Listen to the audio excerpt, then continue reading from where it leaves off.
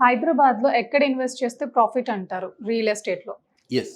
హైదరాబాద్‌లో మనము ఏ డైరెక్షన్‌లో ఇన్వెస్ట్ చేస్తే అంటే ఎప్పుడైనా సరే హైదరాబాద్ అని కాదు.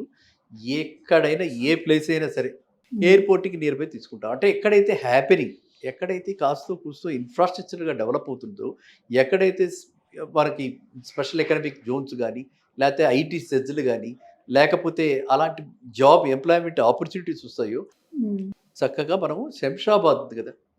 శంషాబాద్ దగ్గర నుంచి తుక్కుగూడలు గాని, హ్మ్. హ్మ్. అలా కందుకూరు, శంషాబాద్ దగ్గర. ఓకేనా?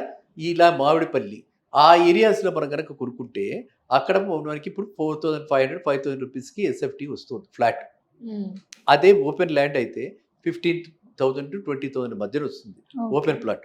ఆ ఓపెన్ ప్లాట్‌లో గాని, దీనిలో గాని మీరు ఇన్వెస్ట్ చేస్తే, మీకు ఏకంగా మనం అనుకున్నటువంటి అమౌంట్ ఎంత ఇందాకడ 2 బీహెచ్‌కేకి 50, 60 లక్షలు. మనం హ్మ్. అనుకున్నది అంతే గదా! ఈ 50,00,000కి 2 బీహెచ్‌కే వచ్చే ప్లేసెస్ అవి. ఓహ్!